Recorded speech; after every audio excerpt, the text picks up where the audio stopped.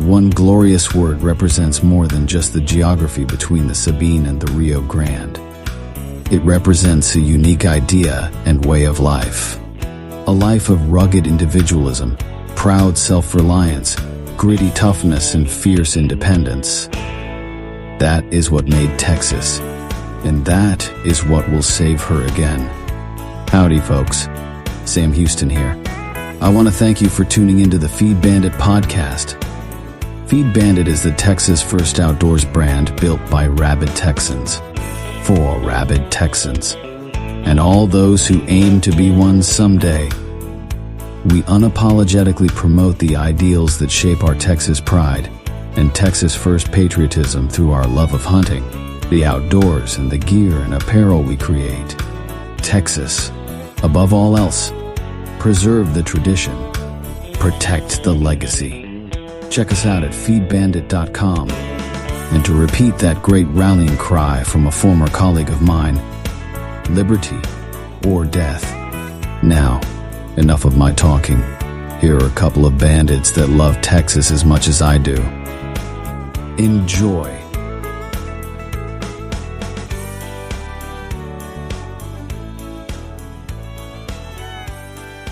I think we can chat about a little loose. Yeah, I think that's the beginning of a new chapter. About what did you say? It would be about Go to the Water Part 2. Well, welcome. Go to the Water Part 2. Yes. You want to say what that means to the folks who are? I do. So you've probably heard for the last I don't even know how long. We have been in line to get a new Labrador puppy. Unfortunately, Go to the Water Part 1, Scarlet, one of the greatest dogs, one of the greatest non-practicing bird dogs that ever existed, in my opinion. We had to put her down about 3 years ago, and I can't believe it's been 3 years. Either can we. Jesus. And it is still so hard. Like, I never thought I would be that hungover. Of course, now we have a new red, it's called a Fox Red Labrador. It's kind of interesting because Fox Red Labradors, they were not very popular at all. In fact, the breeder that we got it from, which is here kind of on the outskirts of Dallas, was telling us that something to the effect of how they were almost the subspecies. I don't think that's the correct terminology, but the subbreed, I think, is better, was actually almost put into extinction a long time ago back in England, because the folks at the time, they wanted either black, yellow, or chocolate. They didn't want this off yellow, red looking type dog. I don't know why. So apparently that's the reason why they have never been all of that popular. So of course they made an incredible comeback, and I had no idea. I legit had no idea. So anyways, we've always wanted to get another Labrador. So for the past, 2 years or so, we've been shopping, and for the past year, we have been fighting, and I mean fighting. I mean, I'm talking like Russia and Ukraine type fighting over the name of this flea-bitten mutt. And naturally, it's my wife and my two daughters versus me. And I came up with some great names. Of course, like what? Give us like a top three. I was going to say. So first and foremost, now it's a girl. It's a girl. So I was immediately like, oh, this is perfect. We'll call her Red. Mm-hmm. And the girl's like, no, Red's a boy's name. Like, I don't care. It's the 90s. You can be a boy or a girl. Apparently, it doesn't matter. Yeah, whatever she identifies as. 100%. Yeah. I'm like, you can lift your leg on that tree over there, and then nobody can judge you, Or if they do, you can sue them. And so I came up with Red, and I said, okay, all right. I folded my tail in that fight, and I said, all right, I'm going to try to find the color red in different languages. Okay, so I looked up German, and got every one of them, and like the closest one, the Rojo. But Julie's like, I don't want to call. People are going to call her a hoe. I'm like, yeah, that's. Oh, you got Roja. Yeah, Roja. Yeah, which I think is Italian for red. We're like, no. Oh no, I mean Spanish too. Okay, you're yeah, referring to that's true. The female conjugation. So, anyways, that fight was over, and so I immediately and very wisely, I might add, shifted gears towards Texas names. They were throwing out, how about Whitney? I'm like, no, gay, not doing that. And so that would have been bad. yeah, I know. It has, yeah, meaning. I mean, and so I was like, how about Mahia? Yeah. And they're like, no. I'm like, Real. And they're like, no, and of course, this is when I was really big on Lano. Lano. Yeah. I really wanted Sonora. Oh yeah, that'd be great. Sonora's Death Row, of course. Yeah, of course. That was shot down so hard. So the candidate that I backed for Go to the Water Part 2 with all my being was Pearl. Yeah, that's good. As in the beer, it's an old school Texas name, and Pearl was bludgeoned down by the girl. Oh, really? So, yeah. So we then agreed to at least open up hearings for the next 4 or 5 months on Ruby, and Ruby and Rosie. And I'm like, I hate the name Rose. It makes me want to jump off a bridge. And then you settled on Poppy. Yeah, that's right. We settled on Poppy, which is a great name for a dog and your daughter. No, we actually settled on Lucy. So her name is Lucy, and she is an absolute sweetheart. All right. Well, her name is going to be Lucia. Right? Of course. I just call her Lucy. I call her Lucy. Go to the water. Yeah, exactly. So we got her through 4 weeks ago now, which I cannot believe. Actually, 4 weeks ago yesterday. And so now I think she's 13 weeks old. Very, very, very smart dog. I will tell you, things have changed. We were taught when we were going to pick her up. We're like, oh my God, this is crazy. What are we doing? We had so good. And just meeting with the breeder, the things that they have done with her and her litter mates and all the other puppies that they rear was incredible. First and foremost, the one of the biggest problems that you have with all dogs, okay, but it's even more of a problem if it's going to be a hunting dog, is the dog's sensitivity to sound. Okay, I mean, the vacuum, the garbage, the nuclear explosion, they can't stand it. Like you being on the toilet, or that would be the nuclear explosion. Which, by the way, she loves to come in there and like digs in my pants. What are you doing? Stop! But I sometimes leave treats in my pocket. And anyway, it's another story.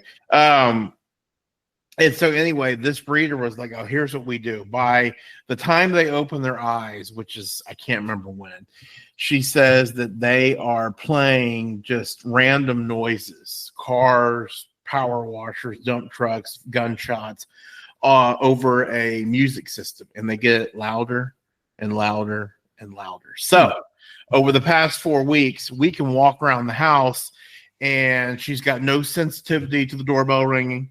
Okay. We've run the vacuum, the disposal. Katie has been in this fruit smoothie thing. So she's like, blending, peaches and apples and like gravel. That's what it sounds like. Yeah, right. It is so freaking loud. And it doesn't phase her one bit. Thunderstorms, we've had a lot of them. Thank God. Hope they continue. And it has not bothered her one thing. So just what a brilliant move on the part of this breeder. Yeah, that's a great idea. Yeah. So now this dog is already kind of halfway gun trained, which is great. So when is the official first gunfire training going to happen? That's a great question, because she technically will not be able to leave this house until July 27th. Or excuse me, July 25th, which is unbelievable. That is the one thing I will say that I'm a little taken back on. I remember with Scarlett, and we got her in January, and I've got pictures of her. I got pictures of her in the back of the ATVs when we were truck training her, and she was probably Lucy's age. It was crazy. And, of course, so in January, that would have been, obviously much cooler. So, parvo wasn't that big of a deal. But now it is just, apparently it's rampant. And like it is a real deal, and they are just adamant on having shots and all that kind of stuff. And both the breeder and our new vet were like, oh, yeah, no.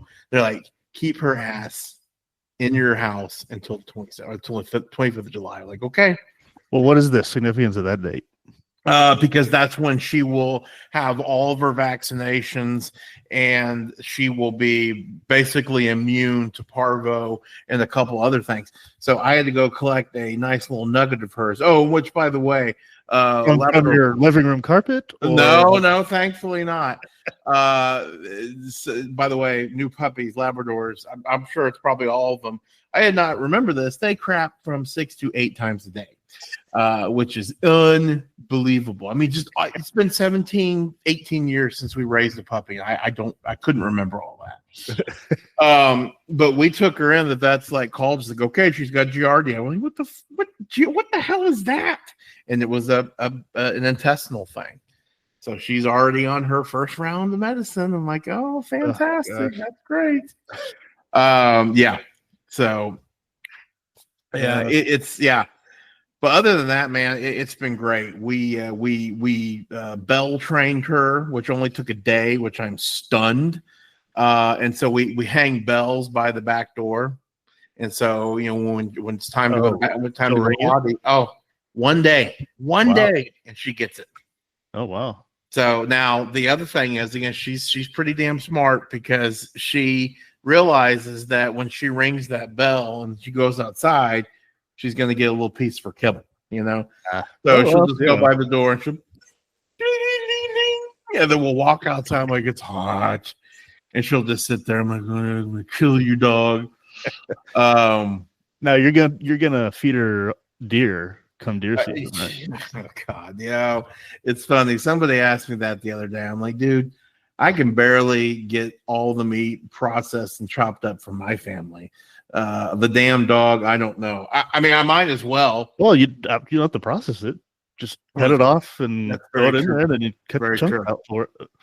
You know what? I might as well, because the price of dog food now, oh my God. It's better than dog food. Oh, I guarantee you. For her. I guarantee you it is. So it's been a lot of fun. Like I say, she's a real smart pup. She's also hard-headed, which will be fun. So I'm already smelling a, why are you rolling in all that antelope crap, dog? Yes. I'm gonna get some heavy gags in the water.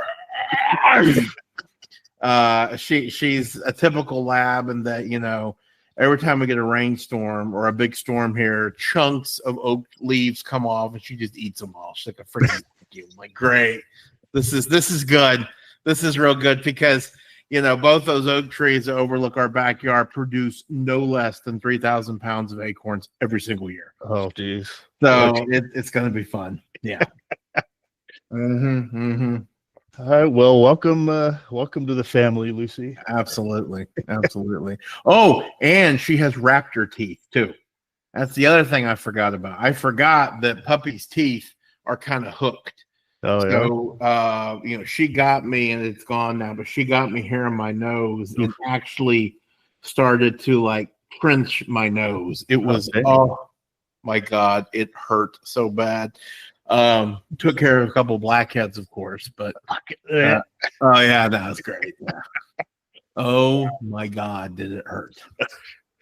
Oh, that's funny. Well, yeah, I can't wait to meet her. Oh yes.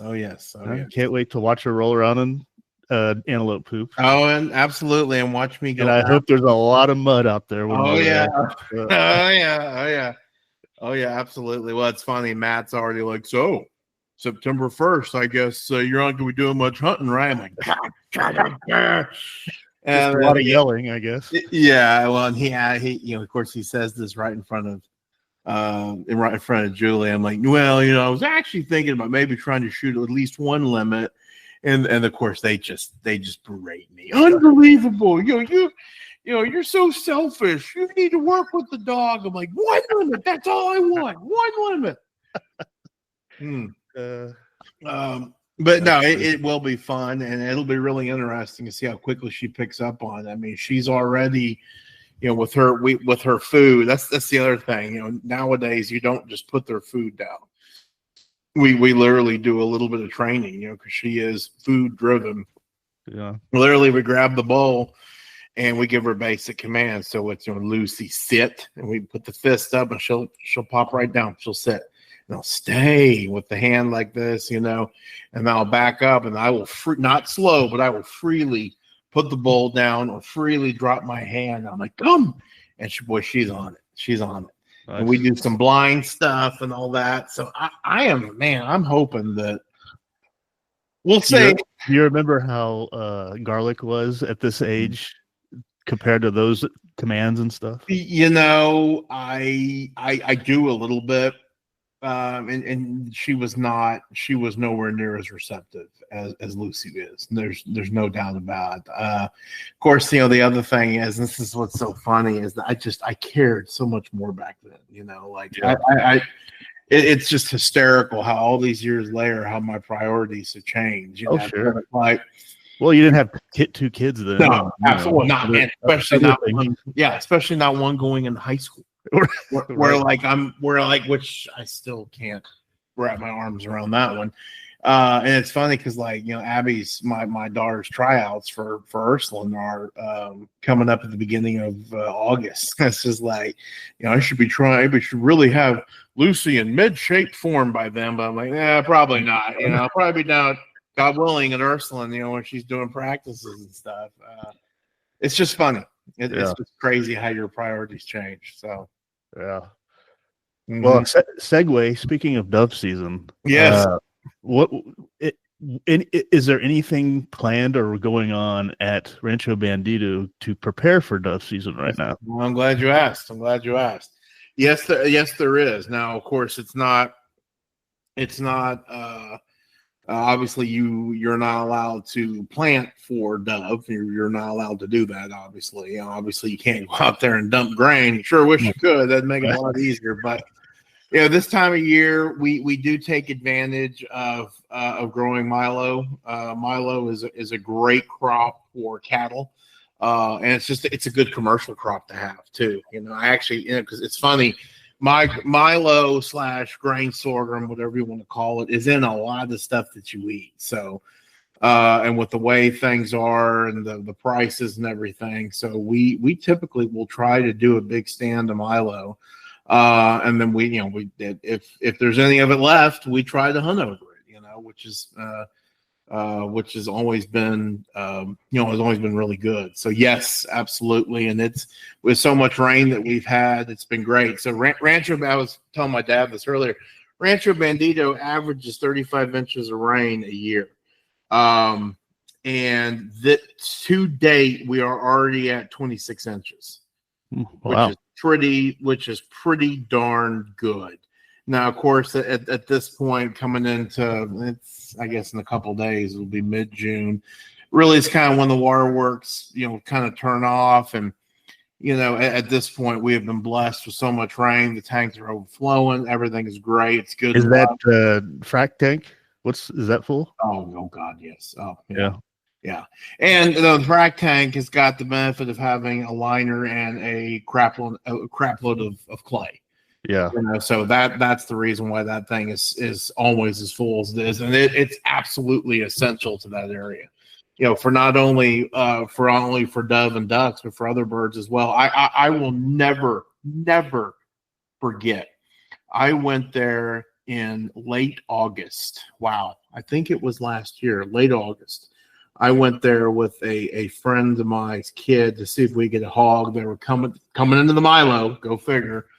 And we went there, and this is before, we dress up the frac tank, we mow everything and get it to where we can function. The amount of dove, didn't normally, I'm like, whoa, my God, that's really cool. But what impressed me to no end, and my mind was boggled, was how many non-huntable bird species there were. Hundreds of birds in these trees. I mean, where it was nauseating looking at all these birds. And that is because that frac tank is a constant, reliable water source. Yeah.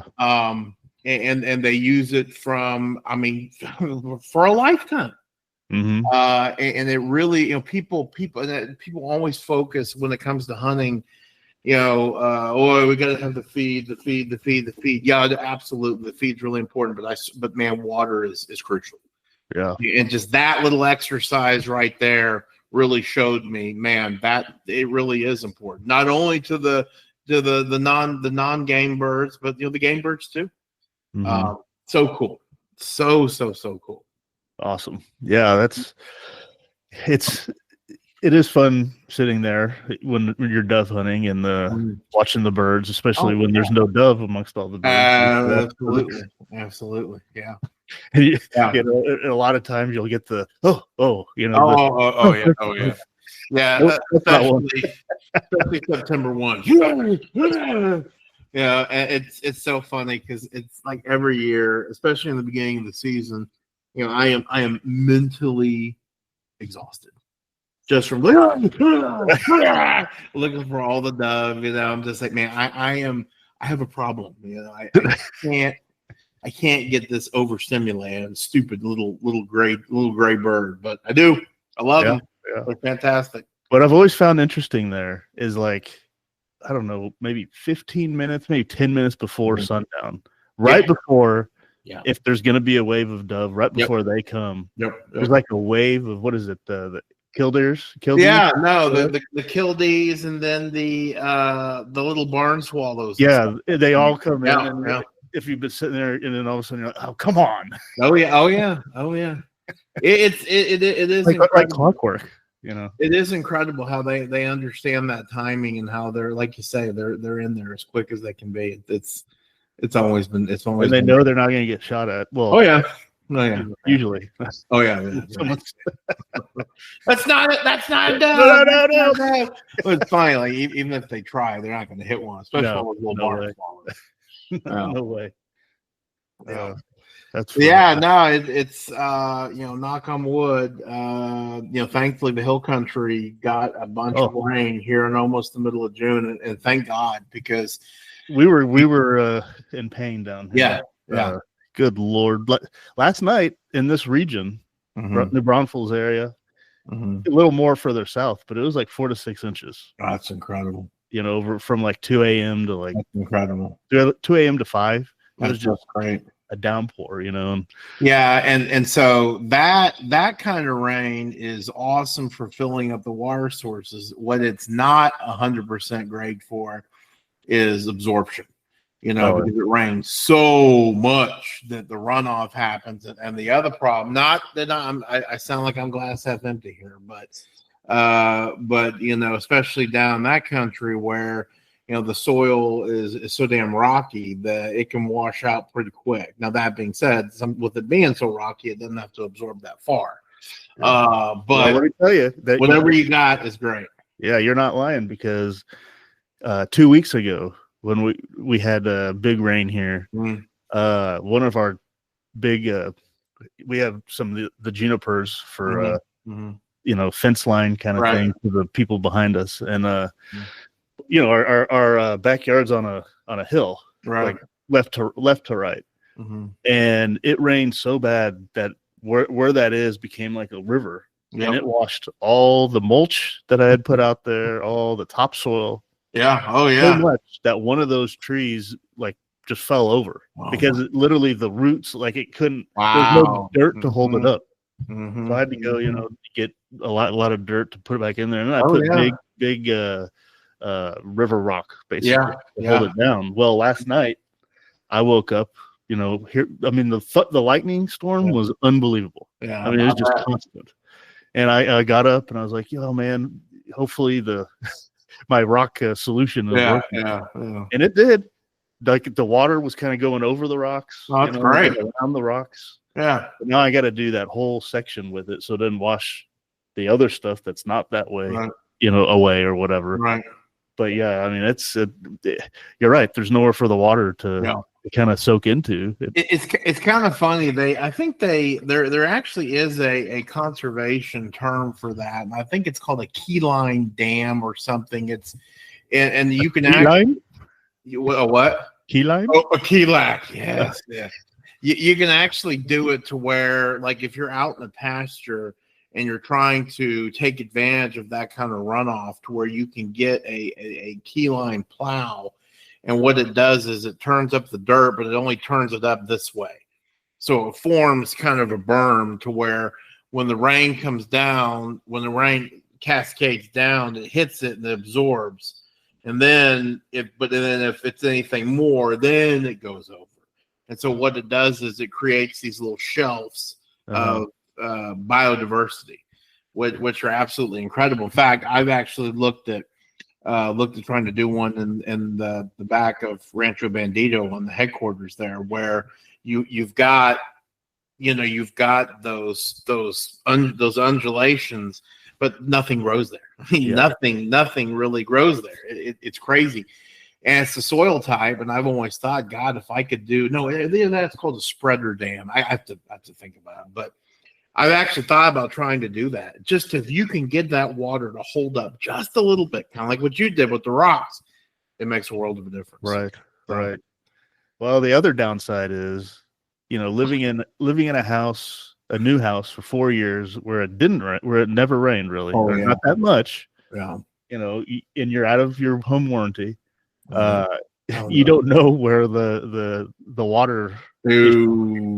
Yep. So it rained so damn much last night that in our guest bathroom, it's right on the outside of the house. Yeah. Where the shower is on the outside of the house. And I got up when I was checking on the tree to see if it was still standing there, if it was even still there because of the rain. And I walk into the hall, kind of walking back to our bedroom, and I hear this noise. And I'm like, what is that? Like, oh, son of a. So I walk down towards the bathroom. I turn the light on, and what do I see?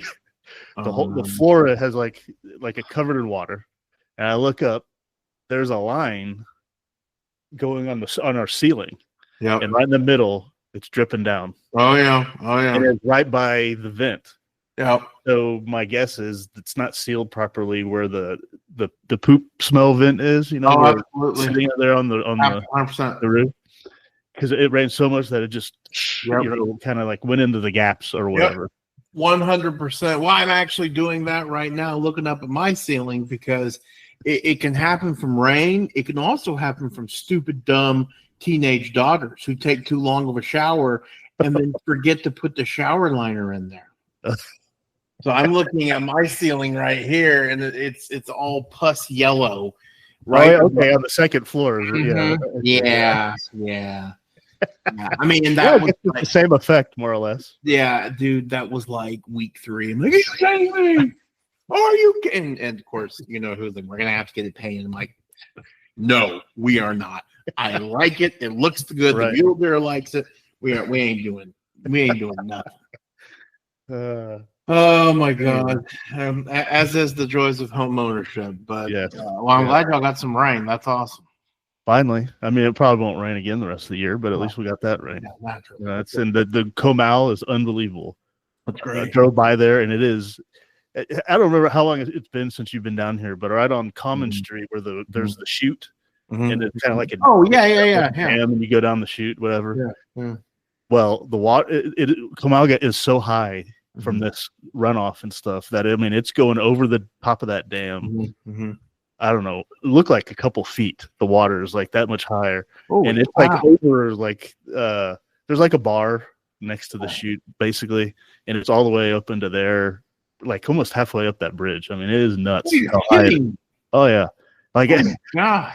And the high that the Guadalupe got, kind of around Cypress Bend Park. I don't know if it makes any sense, but it's right in the middle of town. Right.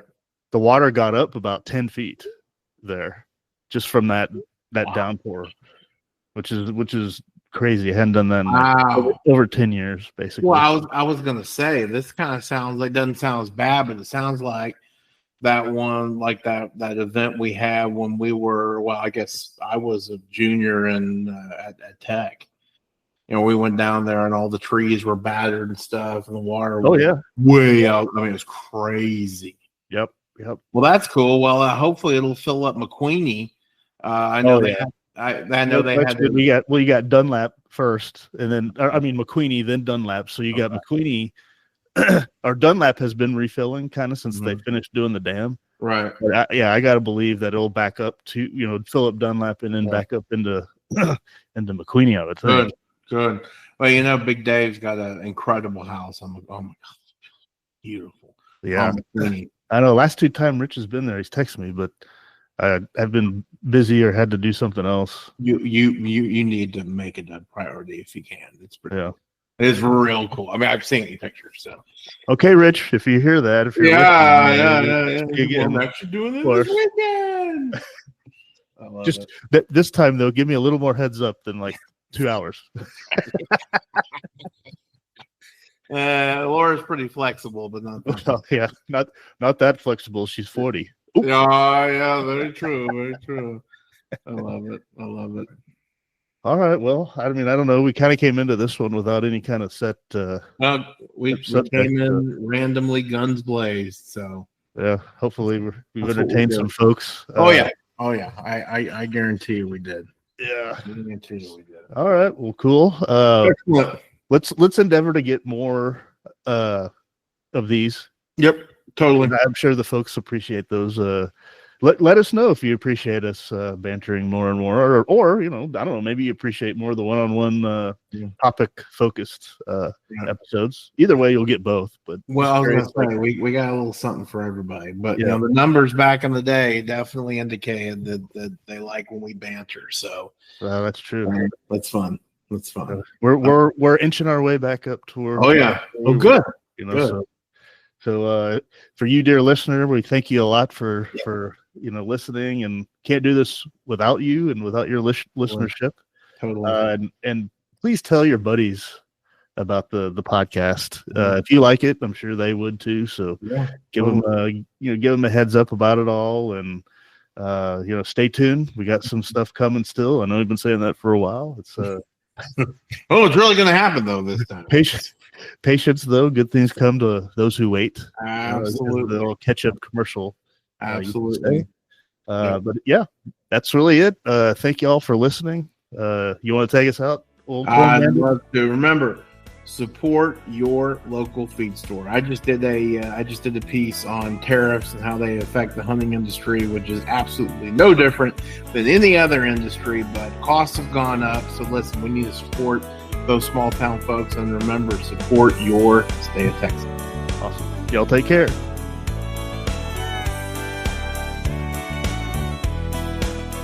Well, I hope the Bandits gave you an interesting episode that either entertained or educated you. Or better yet, both. Hell, I told them this podcasting thing looks harder to do than defeating Santa Ana. So if you would, please help them out by sharing it with all your like-minded friends to help the Bandits get the word out.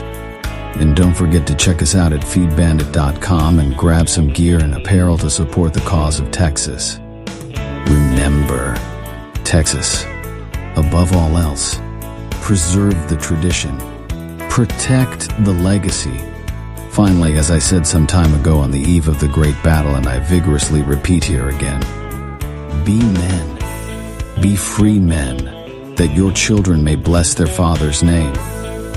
Well, fellow bandit, until next time.